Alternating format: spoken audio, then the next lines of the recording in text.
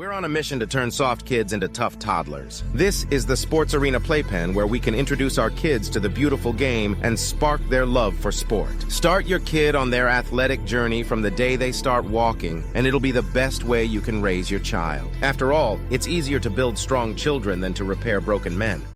We were sitting there, and I just said to him, I'm like, man, like this little concept of having I had a standalone basketball ring hanging over the playpen and stuff like that, and I was like, man, I have this idea that we could just make this thing that I have right here so much better. Most important thing about sport. I think personally, sport is more important than school. The lessons you learn in sport teaches far more values than any school does. Well, first and foremost, let me just thank everybody for tuning in. You know, as always, my name is Coach Justin. Welcome to Your Coach's Coach. And today I'm on with a cool guest. You know, we were just talking, you guys might have heard at the beginning about how I came across our guest today. And as many of you know, I'm just, you know, constantly scrolling, looking for interesting topics and people to chat with.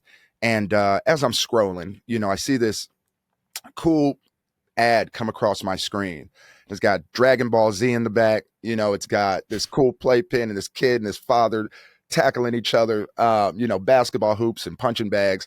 And so I reached out to Ilir here, and, you know, I said, dude, I got to have you on the podcast. He agreed. So, ladies and gentlemen, my guest today is Ilir, coming to us from Australia today. And what part of Australia you in? I'm in Melbourne. That's where I'm born and raised. Okay. I had a good friend on here recently. She's from Brisbane. And so she was telling us about her journey a couple episodes ago, man. So my second guest from Australia, man, again, a pleasure to have you on. And we're going to dive into a few things today. So, you know, obviously, I know that you were a professional athlete yourself. So I definitely want to touch just a little bit about, you know, who you are, your background. We'll work our way kind of chronologically all the way up to the product, and then we'll kind of take it from there. But with that being said, let's kind of start at the beginning for you. Take me back. So, you know, you have a child's product. And so I have to ask, you know, what was young Ilir like growing up, man? I imagine did you grow up in Australia? Yeah, so I grew up in Melbourne, Australia, with an older brother and a sister, two parents. I'm still married, and honestly, I started playing soccer, as most people would know in America and even Australia, to be honest. Football everywhere else in the world. Right. From 3-4 years old, because my older brother was playing at the time, and I used to jump in with them and, you know, get pushed around and stuff, but the coach was always open to throwing me in there, so it was cool. Yeah. And I just loved it from that day forward, and ever since I was young, I just decided, like, my number one goal was, I want to be a professional soccer player. I want to be a professional soccer player. There was nothing else that I was really driven, not that I wasn't driven in other aspects, but nothing else that drove me the way that did. There was that one aspiring goal, and that's what I wanted to meet.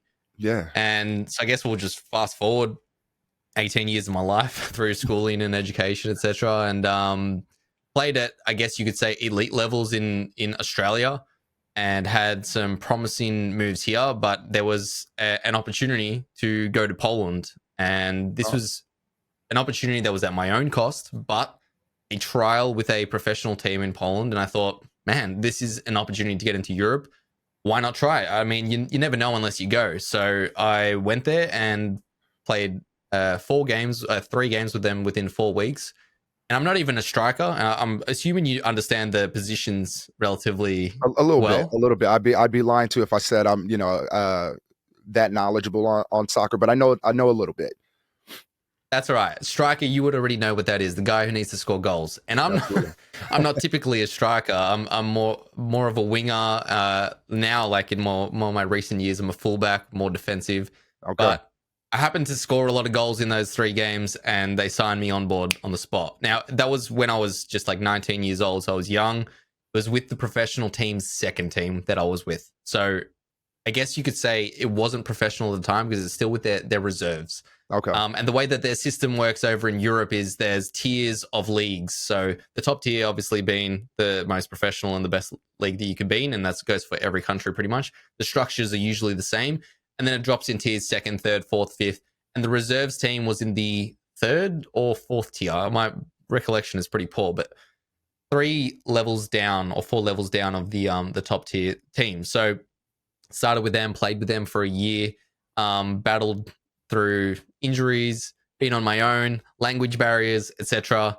Met the end of my contract and then signed a new contract with a second division team, which was where I made my professional debut. And from that day forward, I had a very underwhelming career of consistent injuries and a lack of being able to get into game fit, in a game fit position to really take my career to the next level. And it was an unfortunate set of events that hamstring tears, groin injuries, ankle injuries, etc., that led me to 3 years in Europe of playing pretty much no games and always trying to chase my tail of getting back to fitness, Right. almost getting ready to have that breakthrough moment and then having another setback.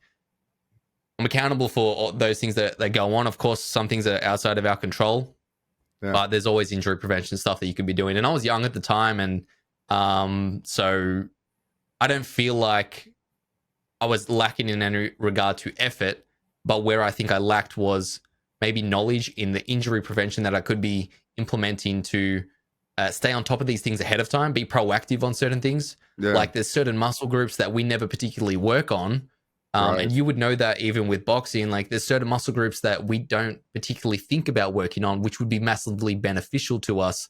For example, if you wanted to strengthen your shoulder joint, you don't think about working the rotator cuff as much unless you have someone who's knowledgeable enough to explain these things to you, to put you through certain exercises that might be a little bit weird. Doing this, like who's going to be doing this type of thing? You don't think about it. So I think that I had an unfortunate career, but I had an incredible experience. So that was pretty much my professional background. Yeah, and when you hit this professional team, was this back in Australia, or were you still in Poland at the time? So I was in Poland for a total of 2 years. And then I came back to Australia very briefly, expecting to return to Australian football after 2 years of pretty poor luck, I guess you could say, or just injury management. And then I returned straight back to Europe after healing and went and played in Spain in their third divisions. Again, battling injury. So it was a pretty similar story. And then I eventually returned to Australia once again, and then I broke my ankle, and I was like, okay, time to call it quits with the professional football. And I started focusing on work, which I dove into the construction industry, and was playing semi-professional on the side. The structure here in Australia is quite different to Europe. Of course, Europe being the top tier of football, or the elite level of football. So there's only one top division, and there's no relegation or promotion into that division, similar to what like the NFL league is, for example. There's only one league, right? Right. There's one professional I'm league. assuming like, maybe I'm not totally sure of the structure of the NFL, but I know like there's college leagues and there's other probably leagues below the NFL, even though there's no correlation or no promotion or relegation between the two leagues. There's still another level where people can make an income and play competitively, right? Yeah, I don't know too much about football being that way. Basketball is definitely that way. There's definitely what we would call feeder leagues, where you can go play, even abroad or, here stateside, and, you can get pulled from those teams up to the big league, so to speak. Feeder leagues make sense. So it's similar. It's a similar aspect here, but essentially there's actually quite a good amount of money to be made in these leagues, considering people still have their full-time jobs. So a lot of these players, adults who have their full-time job, go to training at night 3 to 4 times a week and then play once on the weekend. Sometimes they train even less depending on the team. So it's not a full-time commitment compared to a professional structure where there's 7 days you are with your team. The day following the game, you're in a recovery session, and then every day after that, you're most likely in a double session or sometimes a single session. But majority of your days are taken up, so it's a completely different structure where you can't really have a full-time job and maintain that. So I reverted to that. I was working in construction. COVID hit. Hold on. I've always been a gamer. Real quick, I think we're having some technical issues on the back end, so I want to make sure I don't cut you off here, because I have some. I also want to dive back before you move forward into the construction. I want to dive back into the injury thing, because you brought up an interesting point that I'm just realizing. Go, we're good to go. All right, cool. Yeah, before we move forward, and sorry about that. We're dealing with No some stress. new things. So just so you know, Ilir, we're actually, this is a brand new studio for me. So I did a lot of my podcasts at a different studio. So you're my first guest at this new facility, man. So Love to hear that. yeah, cool stuff going on. But we're figuring a lot of things out. But just going back to the injury thing, you mentioned something so interesting, right? When you work or when you're in a specific sport, you don't realize how specific the sport demands are on your body, right? So you're doing all these, I imagine, soccer drills, like I would do boxing drills, for example, and that constant wear and tear is, it's definitely damaging. And like and one thing that I've realized just over the years doing, private training, and I was just talking to somebody recently about how far we've come along in sports, because nowadays they do really produce more well-rounded, I guess, regiments of training, right? Because that's really how you prevent those injuries, like you said. And so I've just been working, speaking of the NFL, I was just working with some NFL players who are dealing with injuries right now. And that is kind of the big goal, right? Is like, you think, oh, I have a shoulder injury, I just have to work the shoulder. But what really goes into it is all that, all the musculature around, whatever injury you may have. And so if you don't know that, you don't have those coaches telling you that like they do in the NFL, I can very much see why, you said it was just a lack of knowledge, not necessarily a lack of effort, that contributed to some of those injuries back in the day. Yeah, and this is pretty common amongst a lot of young athletes. And there's a quote which I love. Well, not a quote which I love. It's a good quote which a footballer had said, which I don't want to misquote it. The best career an athlete can have is an injury-free career. Yeah. Because when you think of it in perspective of how many players that almost made it, that could have been great, but didn't because of whatever might have prevented them to get to that spot, most of the time injury. Yeah.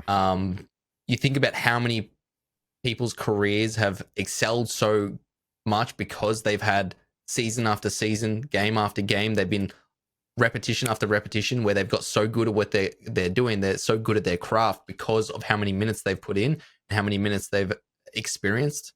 Yeah. And you would be able to tell from an older boxer who might not be as fit, who might not be as fast, who might not be as strong, will have the experience and knowledge in the game to outbox someone who's young, extremely fit, extremely fast, just purely off base of experience. The same goes with game time. Yeah. If you're playing a lot of games, no matter how talented or how much effort you put in, the minutes that you get in, the experience that you're receiving is going to make you a more knowledgeable and a better player. Yeah. So an injury-free career is... Yeah, there's no substitute for experience in any field of work, right? I mean, that's why experience, exactly. You get hired to any job, I'd say 8 out of 10 times, at least here in the States, they'll take solid experience over the degree any day. But even further, you bring up experience, right? A lot of the debate going on right now, I don't know how much you follow boxing, but it's obviously this Jake Paul and Tyson thing going on, right? And so, I have my theories on how serious this fight is. But, the one thing I tell everybody is I don't care how old Tyson is. He's still Tyson. He has years of repetition and experience, and that muscle memory will kick in at some point. And he obviously has the best teams around him and best trainers around him. He's gonna be in a pretty intense shape for somebody's age. The average dude his age would not want to be in that ring with him that night.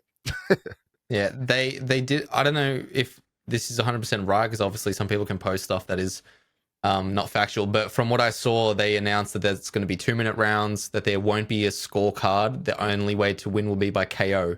Yeah. So that kind of makes it a little bit interesting in the way that not necessarily is it fixed, because I can't imagine Mike Tyson ever throwing a fight. I mean, that would be ridiculous. Right. Yeah, I don't see that. Yeah, I can imagine it going the length based off just like that little bit of information, knowing that there's going to be shorter rounds. He's going to be able to last them. He won't tire out as quickly. I highly doubt that Jake Paul's going to be able to knock him out. And there is the possibility that Jake Paul gets knocked out. Yeah. I mean, there's always possibilities. I mean, to your point, it's hard for me not to look at it and say it's like a glorified sparring match. You know what I mean? That you have two names, They're looking at the landscape, and they're saying, listen, Mike, we can make a lot of money. Let's have a little sparring match. There's no scorecards, doesn't go on anybody's record, unless one of us drops. So that leads to one of two outcomes. To your point, it either goes the distance, and they do have this, really hyped up sparring match, or almost like the women's division, where you have 2-minute rounds and it turns almost into an amateur style fight. They go hard for every 2 minutes because you have a minute less to try to win the fight, right? Every round. I don't see that likelihood of it being that direction, but we'll see. We'll see what happens. You know what I mean? But yeah, going back to the point, I do see your point on muscle memory, again, time in the game, having that experience, trumping all, and definitely a what do you call it? An injury-free career is, I think, the aim of most professional athletes, right? Because you got to get time in the game, you got to get time to practice, and even just the wear and tear on your body from, day in, day out, like, activity. People don't realize the level of commitment it takes to be a professional athlete. And that's the hardest part, I think, is the injury prevention, is the stuff that's boring. Nobody really wants to do it. Right. The recovery sessions, even though they're fun with the team, as sure, it's great to go ice bathing or to the beaches or whatever it is that teams are doing for recoveries these days. But the 10 minutes before your session and the 10 minutes after your session, consistently every single session, or even 20, 30 minutes of whatever stretching or exercise routine that you have, that's the boring stuff, the tedious stuff that's really hard for, I think, young people to do in particular. I think the older people, obviously, they start to feel the knocks and niggles, so they start to realize, okay, I need to do this stuff, so it's easier for them to do. But when you're 18, 19, 20 years old, you wake up the next day feeling like you did nothing yesterday. You've got a fresh body almost every day. You've hopped into a recovery chamber overnight whilst you were sleeping, and the next day you're fresh. You don't feel anything. So it's like, I miss those days. Turn around for recovery so quick, but it doesn't mean that, like what you said, your muscles and your, like, those little things might catch up on you, and you might actually end up getting that little injury, which will put you out for X amount of time, which is not what you want. Yeah. It's definitely, it's over time. It's gradual. I'm turning 39 this year. And, I mean, as soon as I hit about 35, I was feeling all the aches and pains. I was like, I got to get back to the gym more often because, it starts to creep up on you. All those little injuries. I've had torn rotator cuffs. I had an AC joint pain, sprain all last year. So and you don't recover the same way you used to. All that stuff does, catch up to you, man. But, I want to go back to, obviously, the kind of you tailing out of the career a little bit. So you're finishing up kind of this professional career of yours. And I guess what I want to ask is just what at this stage of your life was going on in your mind? How were you thinking through what seemed to be, okay, the end of one professional phase going into the next? I know you said you did some construction and then started heading into semi-pro, but like, what was that transition like for you coming out of the professional league, coming from Europe? What were you thinking at the time? Look, it was definitely not depression, nothing to do with like that side of things, but it was a number of factors that led me to fall out of love with the game and not love what I was doing, which resulted in less passion, less determination, less commitment, less discipline, and ultimately that's a downhill spiral type effect. You don't want to be in that state of mind, especially when you're on your own in Europe with language barriers, etc. So that decision ultimately came from, I'm not in a good mind state to be pursuing it here, and I'm constantly injured and I'm forever chasing my tail. I need to start thinking for my future. I need to start thinking for my career, for just in general life. Like, what am I going to be doing for the rest of my life? I can't keep this up. So it came to the point where I was like, okay, I know that there are these semi-professional leagues that I used to play in when I was younger, and they'll take me back on board with a snap of my finger. I know that I can play at that level. I can manage a career on the side, and I can start making some better income. Because when people think like professional soccer, they usually think of Cristiano Ronaldo, Ferraris, Lamborghinis, etc. Right. Of course, there's a lot of money in soccer. There is. Yep. I was playing in second and third divisions in Poland and Spain, which is nowhere near what people might be thinking in regards to like a professional salary. Right. I was living comfortably in Poland, but Spain salaries were really low. So like month to month, essentially. So like I wasn't actually in a position where I was progressing my life, I guess you could say, setting up my future. Right. So Basically that's where the playing to decision play. came from. Yeah, playing to play soccer. Yeah. Yeah. Yes. So that's where the decision came from. And initially, to be fair, I decided to come back first to the professional league here in Australia, where I moved to a team called Newcastle Jets, which is a team in the A League, the top division of Australia. And on day 2 of training, before I ever signed a contract or before anything was ever even discussed, they want to obviously see the player first. I broke my ankle. So that was what really was like, okay, that was the final straw for me to go, you know what? I'm going to take this time to recover and repair this injury.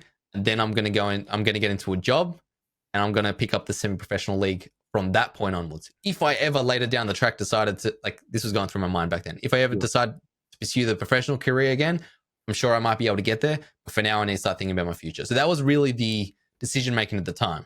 And it was also a big part of it was because I was falling out of love with the game purely because of the injuries. It was constantly like, you love the game for, I don't know if you've had any fights or if you love boxing for fighting, but for me, I love the game for actually playing the game. The trainings is still like a job, as sad as that might seem to sound to some people, because like, oh, you get to kick the ball for a job. Yeah. What are you complaining about? It's still a job.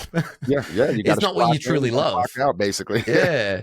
If it was, like I've said it to so many people, if it was that easy, everybody would do it. It's not easy. It's a really difficult profession to be in, hence why it's so valued, hence why people look up to these professional soccer players and professional athletes around the world, because it's so difficult to do. I always say too, like when you watch, any good sports movie, it's always so funny because the most motivating part is typically the shortest part of the movie, which is the hard work montage that goes into the movie, right? Anytime you watch a Rocky or whatever, Rudy, whoever, whatever movie it is, they always have this one moment where, the players kind of down on their luck. And then in order to get back to the top, they have to go through this super hard work phase, right? And they have these really cool montages. And I always tell people, like, that's the part that's glossed over. It's motivating in the moment, but you don't really think like that is the job. That is what allows, said player to have that highlight moment that you think just randomly comes. No, they had to work. They had to go, back in the trenches, so to speak, and put in work day in and day out. Like I said, I've worked with some really great athletes, but I've just recently got the chance, like I said, to work with some of those NFL players, and just the level of commitment they have, the amount of hours that they are working out in a day is unfathomable by most people on an average day. They just don't, like you said, they don't understand that the workout, the training, the rehabbing, all of that is a part of the gig. And then you add in media on top of that. And now you have, immense hours on top of the fact that you now have to go play a game several days a week. Look, I won't take away from the fact that most professional careers have a lot more spare time. Generally, why a lot of athletes are gamers. Right, true. Like it's pretty typical to see. And like, I'm not saying that we have the most intense career in regards to time spent, but in regards to effort, like, it's definitely, the output outweighs a lot of careers out there. Not to take away anything from anybody else in their own 9 to 5 or whatever it might be, but it's not an easy career to pursue in any sport, or almost any sport. Yeah, for sure. And so now you said you decided to go back into the workforce, and then so this is the point, I imagine you went into the construction field, or is that the initial kind of next step? Yeah, so I went into construction, and I guess like fast forward my recollection of time is terrible, but fast forward a few years, and that's when COVID hit. And I just continued to work through COVID. Like, I'm in Victoria, which is the state that I'm in, and Melbourne, I'll just reference it as Melbourne so most people know. We had the harshest lockdown laws in the world. Yeah, so I heard. We were in lockdown for the longest period of time out of any other city around the world. Yeah. And whilst everybody was in lockdown, construction was still open for quite a considerable amount of time because it was deemed essential. But it eventually got to the point where they were forcing everyone to get the vaccination, and I just refused. Right. Not that I want to dive into that talk, because I don't want to get anything taken down or anything. Don't want to speak anything slightly controversial, because we know how they are. Understood. But I was I was in the thought process of, if I die by this, everybody's dying. Like I'm on top of my diet consistently. I'm fit. I'm playing sport. I'm like always healthy. Never have any issues with any sicknesses. If I'm catching this and I'm dying, everybody's dying. Yeah. So I'm just going to continue like going my way. That normal range of, mortality, so to speak.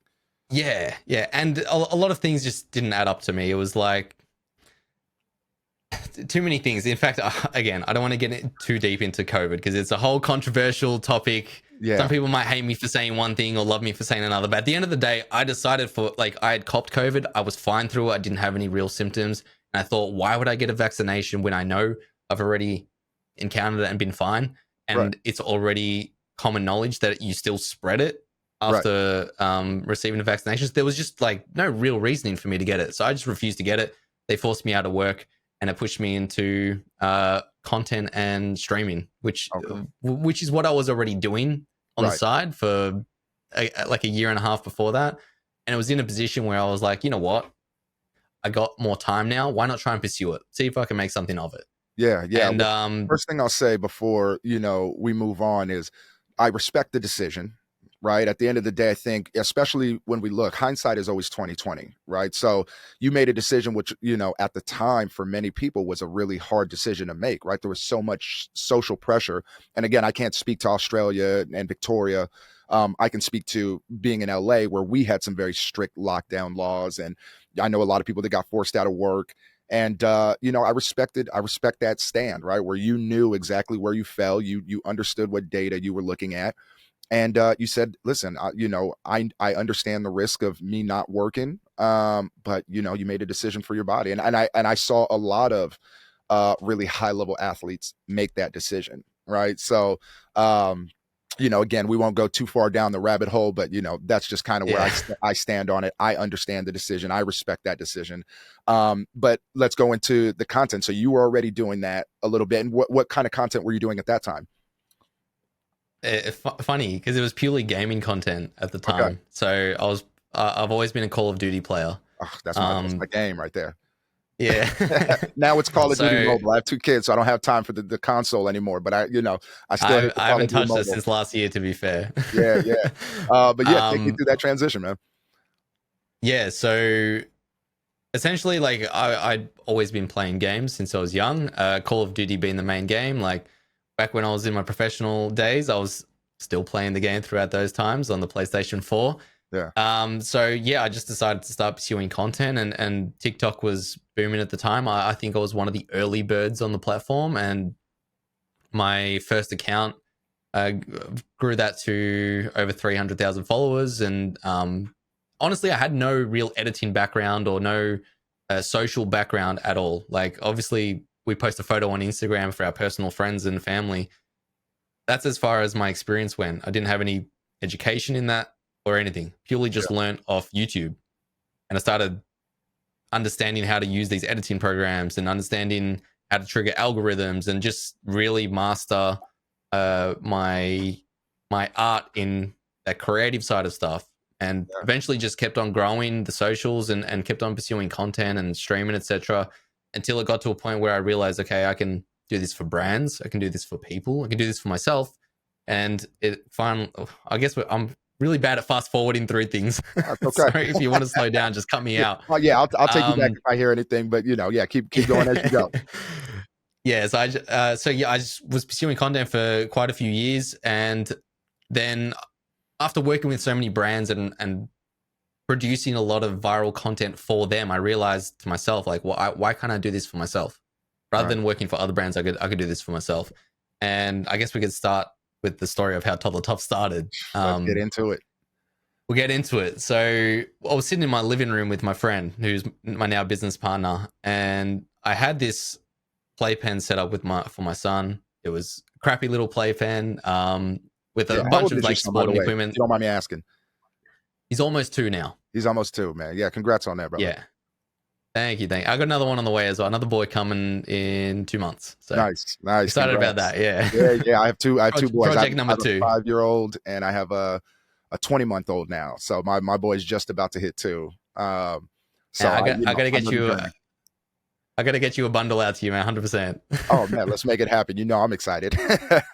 Absolutely. I got you, Yeah, man. I got you with the yeah, hookup. for sure. So So yeah, yeah, take me we were sitting there and I just said to him, I'm like, man, like this little concept of having like I had a standalone basketball ring hanging over the playpen and stuff like that. And I was like, man, I have this idea that we could just make this thing that I have right here so much better. And I know parents will love it because I love it. I saw what it was doing with my son at the time. He Yeah. was like not even walking, but like hanging on type thing just before his first steps. And I'm like, let's just try this. And literally on the same day into the night, we came up with the name, we came up with the logo, we started the brand in a day. Right. So that's essentially how we started, just two friends just saying, let's just do it, let's try it. This is an idea, let's try it. Yeah. And so we hit up manufacturers in China and we received this product, which to be fair, our first version of our product wasn't the best, but the videos we produced blew up and we saw sales boom and we were like, okay, now it's like a bit of validation that, yeah, there is a demand for this. A lot of people want this. Yeah. And I was in the right mind of thinking parents will love this. And from that day, 8 months ago, which is how old our brand is now, we've been progressing to try and produce a really good quality playpen and try and improve the product as best as we can whilst also expanding the product range. Yeah. And I think a lot of the reactions that we get when I tell people that we're only 8 months old now, they go, oh, what the hell? Like, it might seem like we're more of an established brand, but we're pretty young as a brand.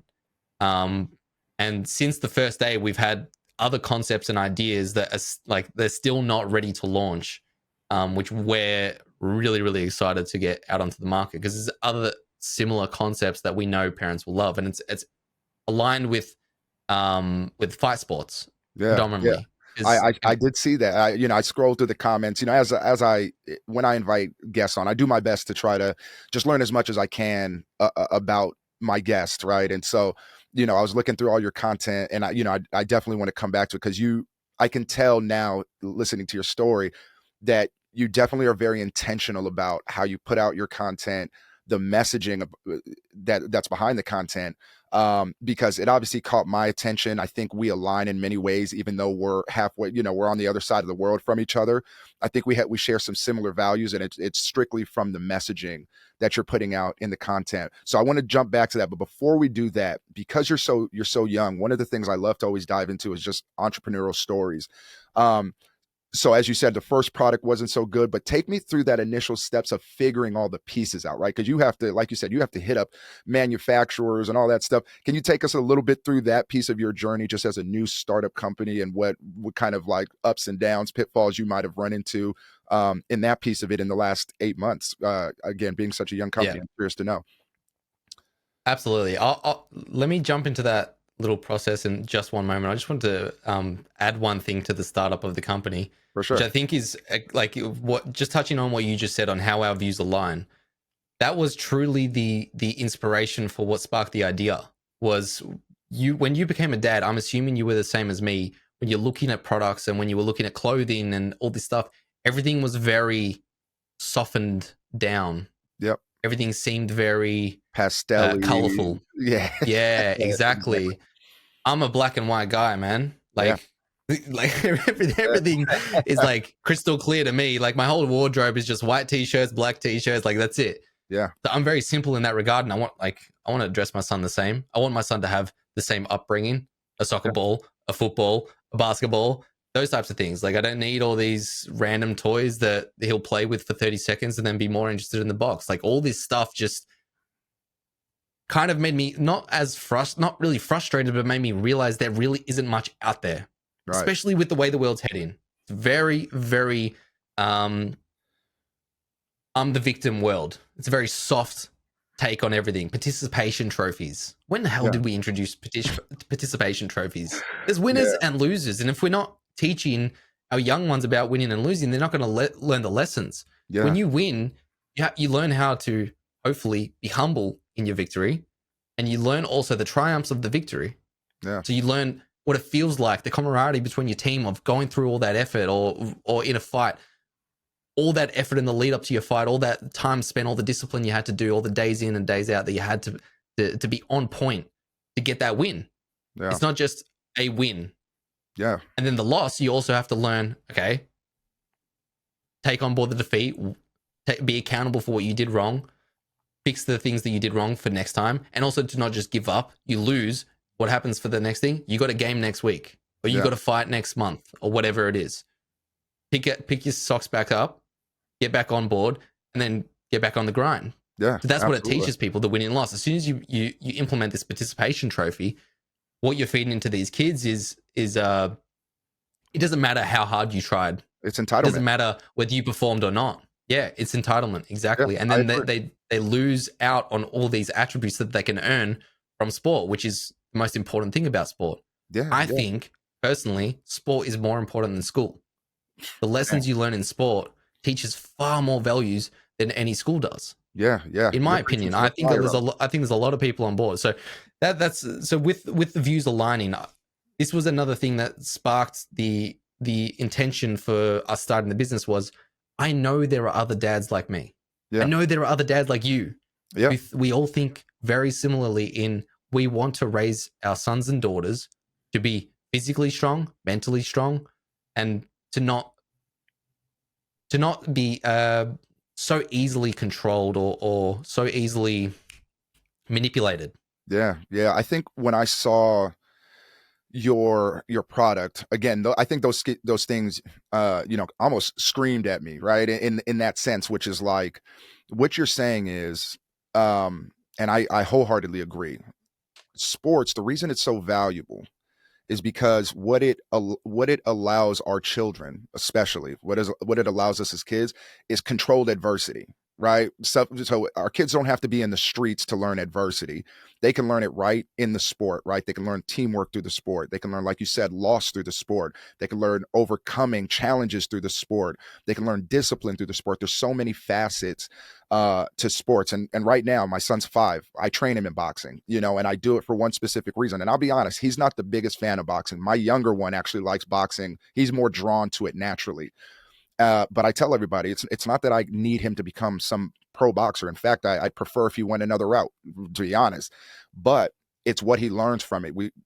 I think what we also learn from sports is the foundation of building into something special, right? Everybody nowadays, especially because of social media, right, and this instant gratification culture that we have, and like you said, this entitlement culture that we have, our kids are starting not to understand the building blocks of life, starting from that day one of that idea and then bringing that to fruition into something great, day in, day out, going through the grind, going through back to your career as an athlete, right? Those boring moments sometimes to get to something great. So, I think, again, and I also think there's a big push from fathers like us, right? Who look at our kids and say, yeah, I'm into my son's mental health. I am a psychology major. I understand it. It's very big, very important to me. But I also understand that I can build mental health through this physical aspect of it. And so, yeah, again, when I saw what you were doing and I saw you and your son kind of playing and wrestling, I was like, that's me and my son, right? That's all day at the house. That's what we do. We wrestle. We get rough at the crib, because, I'm raising a kid that needs to be able subconsciously in his mind to deal with the realities of what our world may bring to him. So anyways, I just wanted to expand on that a little bit because I think you're hitting it right on the button. That's exactly like the perfect example of you training your 5-year-old boy who doesn't particularly love boxing, but you're still doing it anyways. And that is such a good teaching in a way that he is now learning to do something that he doesn't truly want to do, but he knows that he needs to do. Right. And it just goes with, for example, if somebody is walking into a job interview and they're physically fit, they're more likely to get the job than someone who's not, because they show the characteristics of discipline, commitment, consistency, etc. They show the values that most people are looking for. Yeah. So automatically, it's not like everybody loves to go to the gym, right? Yeah. You don't love to go to the gym and pump weights and run and do all those things. You do it because you know you need to. You do it for your own health. You do it for your relationship. You do it for the representation for your kids. There's a number of factors why you do it, but Majority of the time, it's not because I can't wait to hit that run. Can't wait to run 5 kilometers. There's not really many people who are saying that, unless you're Right. David Goggins. Yeah, except David Goggins. Exactly. But so that discipline that you're teaching him now from 5 years old is going to stick with him for life. He's not doing it because he truly wants to. But that's not what life is. You have to do things that you have to sometimes. You need to do things that you don't necessarily want to do. Yeah, I think there's that's a classic example of it. Yeah, and I think there's this big push by many. I don't want to say all, but again, I'm from LA, so we have a really, really well-rounded demographic of people, right? But there's a lot of people that almost want to let the kids choose their life, and I just don't come from that cloth. Not that I don't think they should have choices. I think they absolutely should have choices in things that they love to do and directions they want to go, especially as they get older. But at the same time, I also have to instill in them certain attributes and characteristics and philosophies, because I can't give them all the answers, but if I can give them philosophies and great ways to think about life, then I can give them better odds of success, right? And so again, for me, and I know it's the same for you, we do that through sport. We do that through activity. We again present the challenges that they can overcome, and then we help them think through certain things. So that's the way I kind of approach it. Oh, sorry, I was trying to hold back a smile. I was trying to hold back a smile because in the back of my head, I'm thinking like, how quickly do we want to get cancelled here? No, on that subject of like kids choosing whatever they want these days, it's getting a little bit out of hand, right? We don't need to name the subject, but we all know what we're thinking. It's the first thing that comes to everyone's mind right now as we speak about it. But you're absolutely right. No, kids are going to choose to be dinosaurs. Kids are going to choose to not want to go to school. Do we just let them? Do we give them that impression that, yeah, you can be a dinosaur? And do we say, yeah, no problem, you don't have to go to school? Or do we say, no, I'm your father. You have to listen to me until you're 18 years old and you're going to school. Right. So I'm here to guide. I can't speak for every father out there. All I know is for me, I provide the visual, right? Because my son is going to watch me more than he listens to me. So that's number one, right? And then number two, again, going back to what I just said is, as we come across challenges together, right? Because that's what families do. We come across different challenges every single day, whether it's financial, whether it's political, whatever. We, as a family, we go through these things, medical, right? All of this stuff. I have to provide the examples and the philosophies of how to, again, think about life, because there's so much media trying to tell us how we should feel about it. And I tell people all the time, listen, I don't let media tell me who I should be a friend to, who I should associate with. I don't care about any of that. If I think you're a good person, you're a good person. But at the same time, in my household, I provide that voice to my sons, and let them know, hey, listen, this is how I think, this is why I think it. And this is how I approach the world, So again, going back to just, how you guys sparked the idea of, Toddler Tough, I know exactly what you're thinking. You're like, yeah, there's fathers that are just like me out there. And we need more companies that speak to those fathers, because, they're not just in Australia. They're not just in America. They're all over the world. Exactly. Yeah. Which is another thing, which we're doing our best to try and facilitate to all around the world.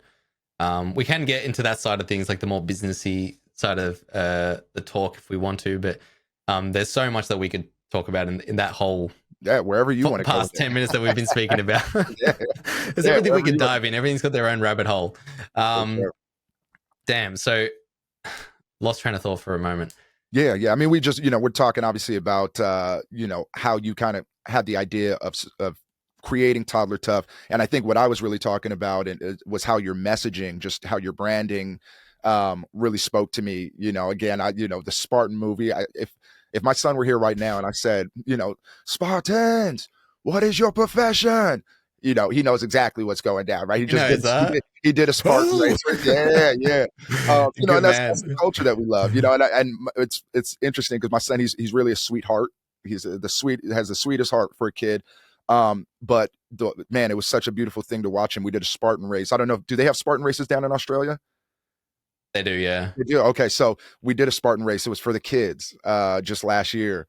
And I didn't know how he was going to react to that. I was very interested to see kind of how you did. But man, I have some video of it on social media. But as soon as that race started, he was in competition mode, man. And he was running. He did not stop. A couple of breaks here and there, but he was trying to finish first. And I just let me know, like, I'm raising the right kid. He can be a sweetheart if he wants, but when it's game time, he's ready to go.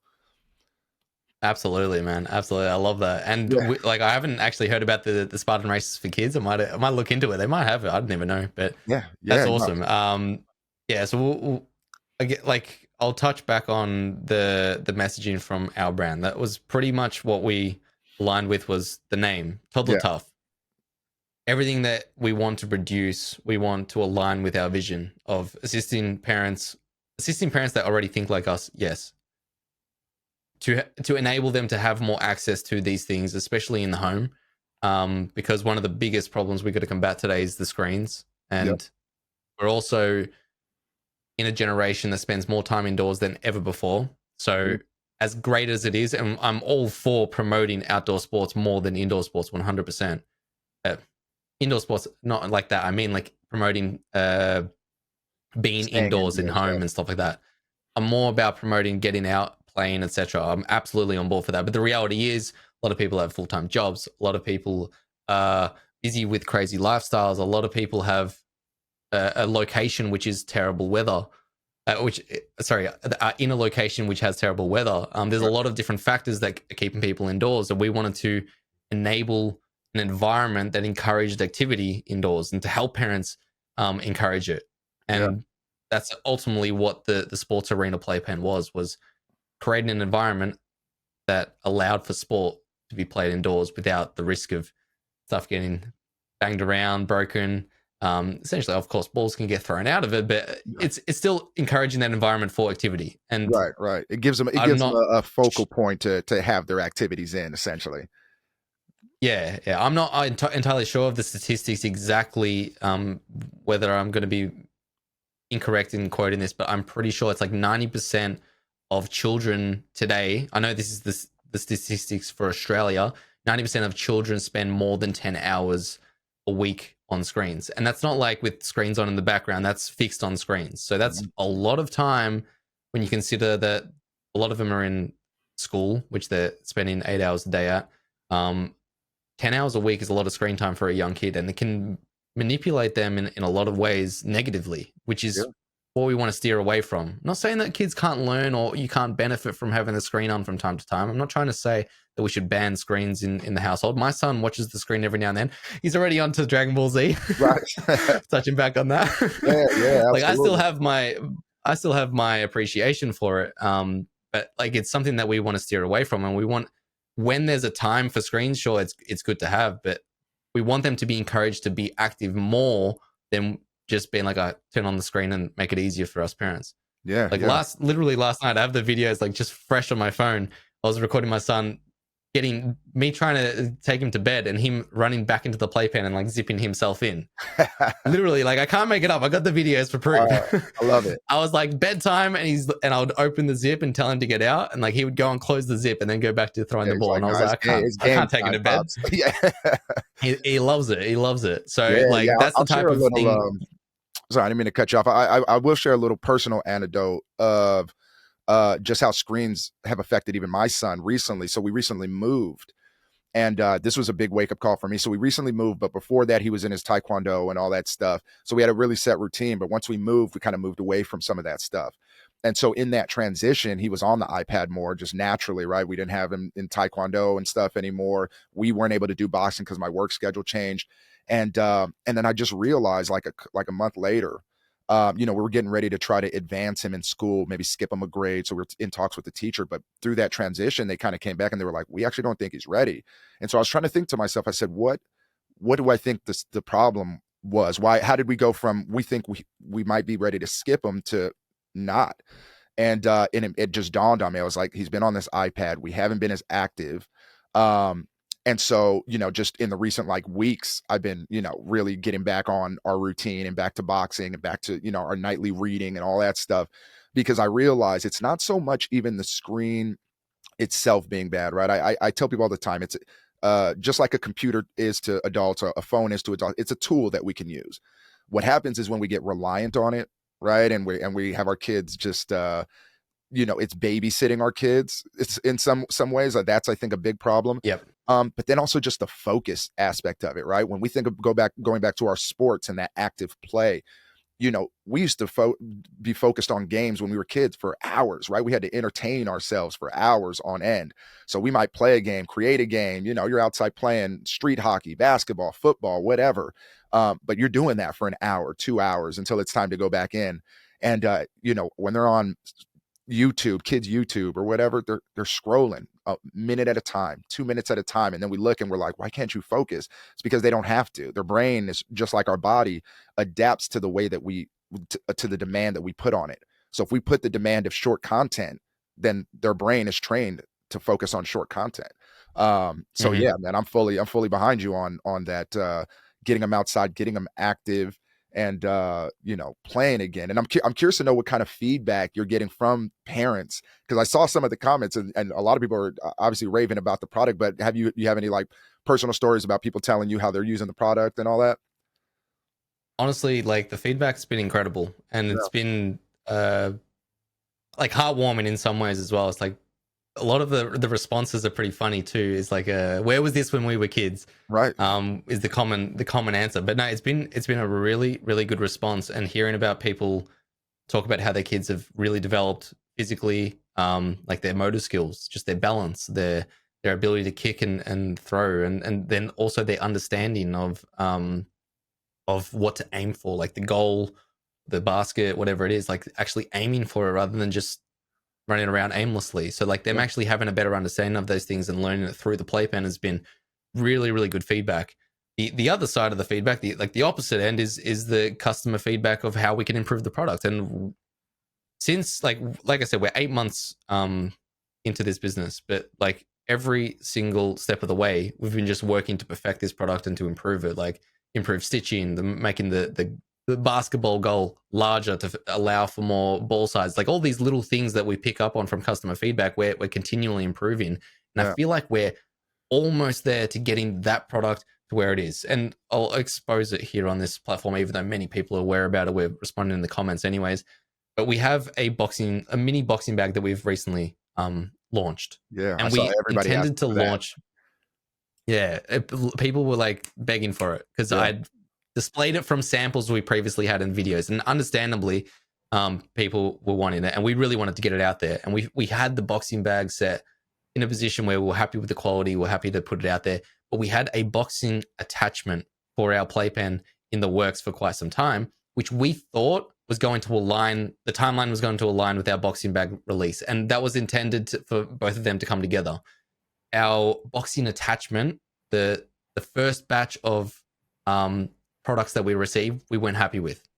Not that some people wouldn't be happy with, we just knew that the longevity of the product wouldn't last because it lacked a particular diagonal brace to just make it stronger overall and last longer and be less succumb to damage. Right. So we were like, if we put this out now, there's going to be a bunch of customers who are going to respond with a complaint that I would expect. Right. I would expect this to eventually be broken, especially considering toddlers. They're going to grab the bag, they're going to pull on it. They're not going to just use it for a strict punching session. There's going to be a whole bunch of other factors that go into it. So we wanted to get it right. So there was like massive delays on our boxing attachment. And the reason why I say this boxing attachment has been ongoing for so long, because from our day one, when we started the football playpen, there was already a concept that we could work off that we started to improve. That was a concept from before that wasn't well marketed. It wasn't well executed. The product itself was really cheap and shit. Yeah. We just made it a whole lot better, and I'm now still continually trying to improve it, to perfect it, to put it into a position where we're like, okay, we're happy with this product as it is for pretty much ongoing. Right. Since then, we were started to work on an MMA playpen. And with that is a boxing attachment for the boxing bag to be attached. So the playpen will come with the boxing bag and essentially set that environment for the fighting environment. And the funny thing to me is, which you would perfectly understand, is the people who don't understand fight sports don't understand the disciplines it actually teaches a kid.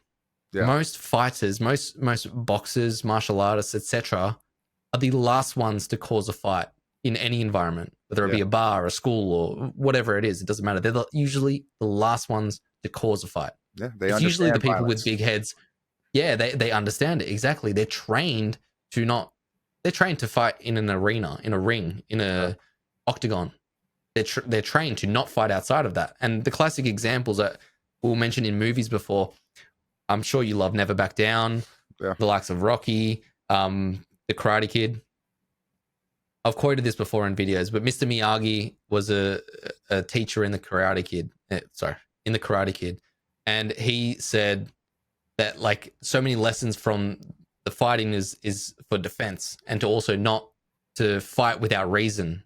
So there's so many like little hints and stuff that he was teaching within the movie, which like if you actually look at what he was teaching, you understand, okay, that's actually what martial arts is about. Same with Never Back Down. Yeah. He wants to fight, the main character wants to fight or train in a gym, and his number one rule is one rule: no fighting outside the gym. Yeah. It was a simple rule. But that's exactly what majority of fight sports is about. Yeah. It's about the discipline. And I encourage every single kid to be brought up with some sort of martial art, with some sort of fight sport, because they will, not only will they benefit massively fitness-wise, health-wise, etc., they'll also benefit from the discipline, from the understanding, etc., and the self-confidence, knowing how to defend yourself. There's so many benefits. Whether you're even wanting your son to pursue soccer or tennis or whatever it might be, still have them in a fight discipline. Yeah. I tell my son there's math, there's English, and there's combat sports. You know what I mean? Like it's up there with all of them, you know, and especially for young men, but I also say young women, right? Because learning how to defend yourself, just knowing that, you know, not necessarily that you can beat the world, right? That's an impossible ask of anybody, but if you had to, you know, you can put up a fight. A lot of people walk around not knowing if they can put up a fight, right? And it creates a lot of insecurity, fragility in people. You know, it's not a good place to be when when it's necessary for you to have those skill sets. And you know, there's that old quote that I think a lot of people have used by now, but it's I'd rather be a warrior in a garden than a gardener in a war, right? Like that's just, I love that absolutely one. what it is, right? But yeah, I agree absolutely. There's also that great quote about how soft men create hard times. I'm sure you would have heard that one. Yeah. I think the first time I ever heard that was probably like Jordan Peterson. I think it might have been Jordan Peterson. It might have been a Joe Rogan podcast. But yeah, when I heard that, I think I think that quote just went viral because it's never more true than it is now, right? We see exactly, the results of soft men creating bad times. I mean, even though in my mind, and I'm sure I can tell, just you're an entrepreneur. The future is bright, right? If we make it bright, but we also, the realities of the situation is that we're in really challenging times right now. Globally, you know what I mean? Again, on so many fronts, from, there's wars going on. It's again, political confrontation everywhere you look. There's all types of stuff going on. Just divide, and so, now is the time to create strong men, right? Like now is that time, because who knows what the future holds. And I'll be the first to say, I say this to, close friends of mine, I am worried about, what the future holds for our kids at this age. My son's 5, my youngest is almost 2, but I don't know what the world's going to look like in 20 years for them, in 15 years for them. So if I'm not giving them everything I can, in preparation for whatever it may be, I'm not doing my job as a pops. Yeah. And that's exactly what we're standing on, is our quote that we have, attached to our brand is raising the champions of tomorrow. Yeah. The other version of it was raising the leaders of tomorrow. It was the one we were debating between, but essentially the same thing. Like our idea is not, let's produce a sports playpen so we can produce some sports stars. Great if they end up in a sporting career. Absolutely. We're thinking about that, just like what we've spoken about, all the disciplines it teaches, and getting them falling in love with those games, getting them falling in love with sport and enjoying doing it and wanting to pursue it. So that way they actually absorb all the information and all the lessons that you can learn from it. Yeah. So that's our whole goal, because it essentially a young sportsman is going to more likely, or more often than not, is going to grow into a strong woman or man, and they're going to possess the attributes that is important to be a strong person. Yeah. So that's what we're truly about, is raising those people in that way. Yeah. And I think it's great that we already align with people like yourself, and there's a lot of people who think like us who already love the product. But I think what's also important from my perspective is to get it in front of the eyes of a lot of people who are on the other side of the fence, who just don't have an understanding of it. And like you just said, the world is in a lot of conflict today. There's huge divide. There's left and right. There's up and down. And with any subject, even when it comes to sport, I see people debate it, which is crazy to me, because I would have thought that it was universally understood how beneficial it is. But even there's some people who disagree with it. And more controversially, there's the fight sport conflict. There's people who think that it's going to teach kids to be violent rather than teach kids to be disciplined. Yeah. Have you gotten those comments? Have you gotten those comments? Absolutely. Really? Yeah, absolutely. Yeah. And I love it. It's like, for me, like how I told you, my background is in content, and my background is assisting people going viral. I'm essentially, you could say, somewhat of a content genius. I know what turns the algorithm. I know what makes the algorithm tick, essentially. And those little controversial things are huge for algorithm. So like whenever people are commenting, you're going to teach them to be violent. That's exactly what I'm intending to do. I'm trying to trigger that. Anytime that I say son instead of child, I know that it's going to trigger comments of, what about my daughter? I'm not saying, like, we have a pink playpen. Like, clearly we're intended to sell to parents with daughters too. Like, we're not trying to just say this is just for sons. Right. I say it from a perspective of, I know, one, that the algorithm is going to love it, and two, I'm also a father of a boy. I'm speaking from experience, not hypothetical. I understand what it is to be a man, and I understand what it is to raise a son. I don't truly understand what it is to be a woman, and I don't truly understand what it is to raise a daughter. So I don't speak from that perspective as if I'm an expert. So often it does come from that perspective as well. But I also know that, it's going to trigger someone. You're sparking or a lot conversation, of people. Basically. It's like you know that it's going to spark some conversation. And I mean, listen, I do believe that there are, human beings out there who see, a bag, and that's what they think. They think, oh, I get to train my son to punch things. That probably exists. But I think more often than not, again, it's probably a father who did some former boxing or MMA or was an athlete, who had to defend himself at one point, maybe had some brothers, whatever, or sisters, right? And we understand that, right? We look at that and we say, again, that's kind of how we were raised. My pops was very big on putting me into Taekwondo when I was young and Aikido when I was young. And, that was his thing. And the reason he did that was because of his experiences. He grew up in a rough time. My parents are in their 70s. So they grew up through the civil rights movements and all that stuff that was going on in America at the time. And, they remember having to defend themselves. And so they passed that on. And so I feel like we're just very similar in that way. And again, to your point, it's not even just about self-defense, right? Again, this is for toddlers, but we are just sparking that interest. We're sparking that thought process of like, let's get them started early. Why are we waiting, right? Some people say they're only 2. I say they're already 2, right? You know what I mean? Like, let's get them going. Yeah. That's a good quote within itself. I like that. Right. Yeah. I use that one. Hey, feel free. And listen, that was something that went on in my household, even when we were like sleep training my son or whatever, right?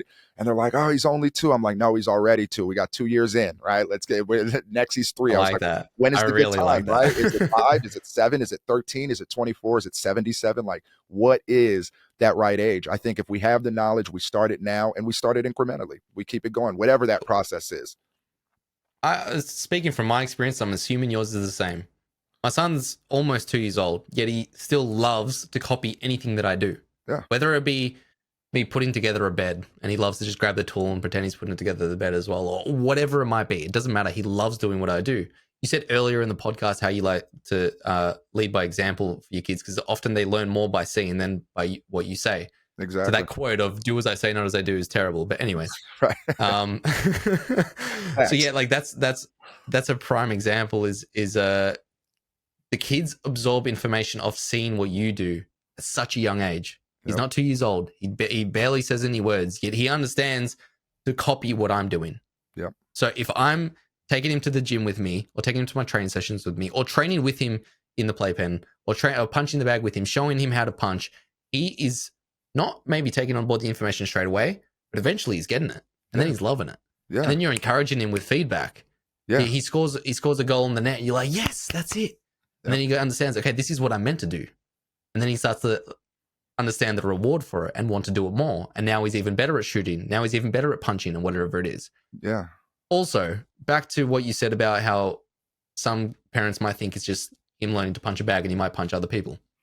This is true in a way, because it's purely down to how you raise your son or your daughter.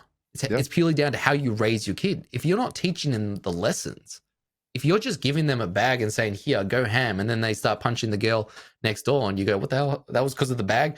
It's not because of the bag. It's because of the parent. You got to take some accountability. Yeah, it's your responsibility to teach them. It goes without, almost with anything. Like, for example, when people try to say a particular thing online should be banned because kids might see it. I'm sorry, but why are the parents allowing the kid to watch that in the first place? There's pornographic things that are so easily accessible on the internet today. Yeah. Yet it's not banned. Is your son and daughter addicted to it? No, because you're keeping them off it, or I hope you are. Essentially, it's your job as a parent to raise them in the right way so that they understand, or so that they're not watching that stuff, or so they're not absorbing that information, or so they are absorbing a particular set of information. So same thing with the bag. Like if you just have a punch bag, you teach them how to punch, and then you allow them to go punch a bunch of other kids, that's a problem with your parenting, not a problem with the punch bag. Yeah, you got to set the boundaries specifically, right? You know, and again, going back to my sons, and just as a heads up, we're coming to the hour, so I want to close out shortly. But with that being said, my son, my youngest, he's just a rougher kid. Just came out like that. I don't know if it's because he's a COVID baby or what, but he came out. I mean, he's just a little. I call him, you know, he's a little king of the house, you know, and so he's just more prone to throw a punch. And he's watched his older brother train. He watches me train. And, you know, so then he goes to emulate that. And it's up to me immediately as his father to say, no, we don't do that. And I redirect him to the bag. You can hit that, you know, and that's just how we do. You got to redirect the energy. Kids have energy. And I'll take it one layer deeper. Humans are imitational creatures by nature. That's how we survive. So when the old saying of when in Rome, because if you were in Rome, in order to survive, you had to do what the Romans did. And so kids understand that exactly, right? That when they come out, they have to look to those around them to understand how to survive. And so everything that we're teaching them at that young age is how to survive. Now, whether we're doing a good job of that or not is up for debate, but that's what they're looking to us for, right? Is how do we navigate this world? They don't know why they do what they do. They don't know why they want to copy you, but that's something innate in them that they do, because that's a survival skill. That's what babies are made to do, is emulate their parents. But before anything, we've covered a lot. So first of all, man, again, great conversation.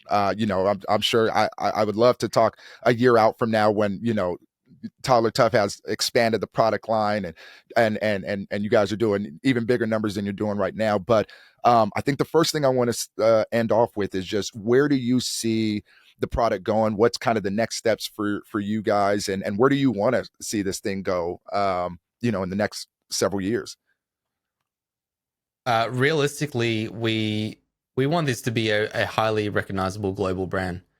And I say that from a very young perspective, and an aspirational perspective, but I do believe that we can take this to a point where it is globally recognized. And that's why I want the ultimate goal to. Now, I know that to achieve that, it's not going to be my business partner and I on our own. We're going to have to expand, and we're going to have to perhaps have some larger investor. I'd love to get, for example, as we expand our product range and perfect our product range, I would love to get, for example, our MMA playpen in front of the eyes of Dana White or someone of that influence to go, this is what we represent. This is who we are. We know what aligns with your vision, and we know what you're capable of. Let's make something great. So I would love to do something like that. UFC logo on there one day, just co-branded with you guys. Woo, that'd be sick. That's my vision. That's my vision. So I love that. This is ultimately what we would love to achieve. I just want more people to have access to it and more people to be aware of it, because I know that consistently videos are going viral because more and more people are discovering it because of how good it actually is, because how beneficial it is. It truly does assist kids in so many more ways than I realize. But with my own son, he's been like project number one. As and I've they seen it should be. firsthand of how much he's benefited. Yeah. So Yeah. I'm an owner who actually uses the product day in, day out. I don't have a dining table in my lounge room because I have the playpen there dedicated as a specific play area for my son. So like that's Absolutely. how like dedicated I am to having that in his life, and he uses it daily. And I Yeah. see the benefits. I see how great it is.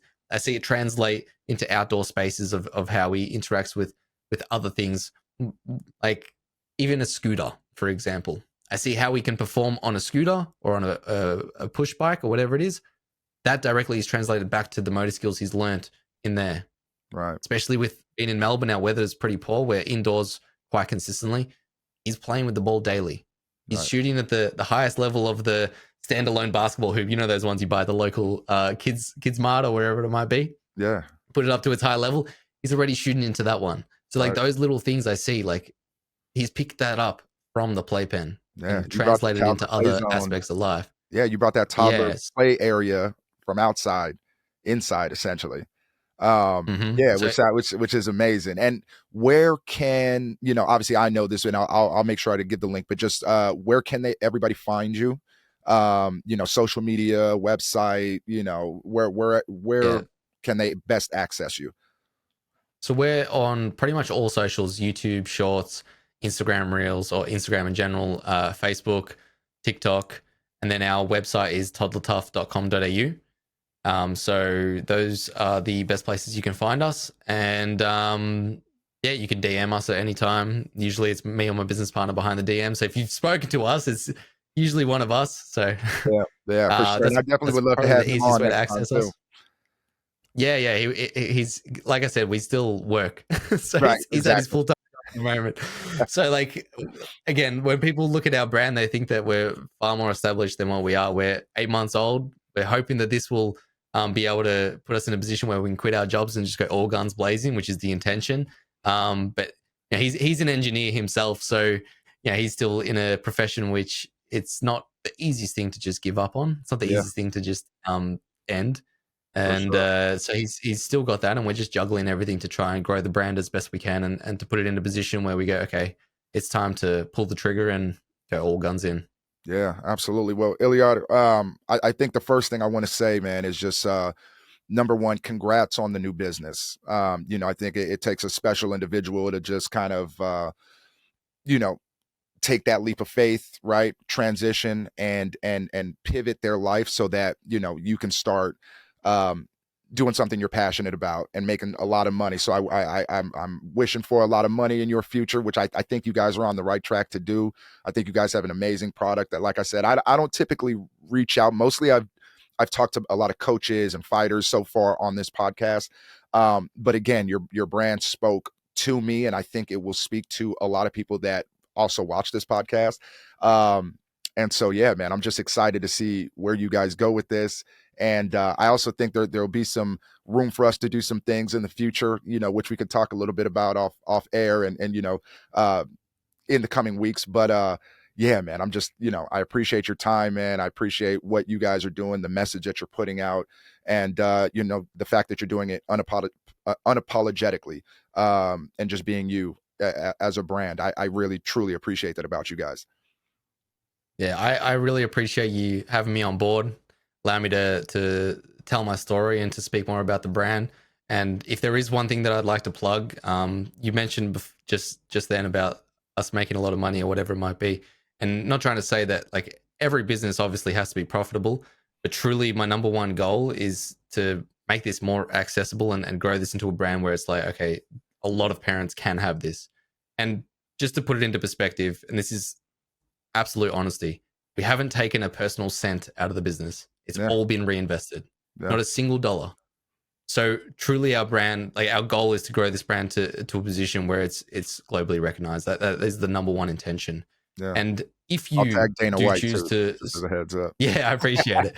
If you do choose to buy through us and support us, one, I am extremely grateful. But two, you can also know that myself or my business partner will be behind the customer email or the DM or whatever it might be, and we are always trying to satisfy the customer. I know our current policies need to be updated. There's a lot that we need to continually update as For we sure. grow. from our past experiences, anything that has gone slightly wrong, we've issued immediate replacements or refunds or whatever it might be, because we are in the perspective of, if the customer is happy, we are happy. That's our number one intention. We want parents to be happy with what they receive. Yeah. So Absolutely. just know that if you choose us, we will meet. We will do our best to meet your expectations or to exceed your expectations. That is our only goal. And lastly,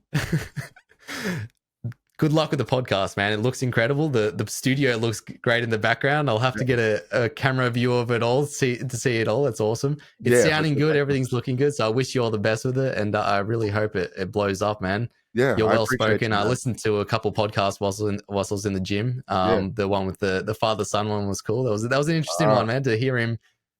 Yeah, it was, hear right? him, Jermaine Soto, senior and junior, man. Yeah, my most recent episode. Obviously, like very much like this one, a very special episode, right? Because I got a chance to talk to a father and son who are both Muay Thai champions. But you know, that's what I'm about, man. I mean, you know, at the end of the day, I like I said, I was just telling Charmaine over here, she's, you know, the owner of District 23 where I'm filming at, and you know, this is a passion project for me. Like I love having great conversation. I love meeting like-minded people, and I think one of the big things that I really want to do is just promote great fathers. I think we're in a generation now where a lot of us fathers are really correcting some of the mishaps that maybe happened in prior generations. Maybe that didn't happen. You know, I grew up for most of my early childhood with both parents, and then, you know, they ended up going their separate ways. I have great relationships with both of them now. They still talk, you know, it's all good. But with that being said, we live in a generation now that I think is realizing the power of the family unit, the power of being invested into our kids in a different way, of really trying to create a life around our families that promotes just, you know, unity, strength within our homes. And at the same time, you know, with the ability to face the world together, man. So anytime I see another father doing that, you know, I want to, you know, help be that voice, even if it's only to a small crowd. Now, I imagine, you know, in the future, my hope, very much like yours, is to, you know, to grow this thing and just touch as many lives as possible, you know, while I still do my work on the outside. You know, I think we're on the same kind of game plan. Absolutely, man. You're on the right trajectory. Like you said, you might not have a huge audience now, but the statistic is like 99% of podcasts don't make it to 20 episodes. So Yeah. make it to the 20th episode and you're already in the top 1%. That's right. We're going to get there. Absolutely. Well, Yeah. Thank you so much again for your time, brother. I appreciate you hopping on Your Coach's Coach. And, you know, we'll obviously be in contact. But again, thank you for your time. And, you know, shout out to your partner. And again, good luck to you guys, man. I'm rooting for you. Thank you. I appreciate it very much. Thank you for having me on board. Thank you, brother.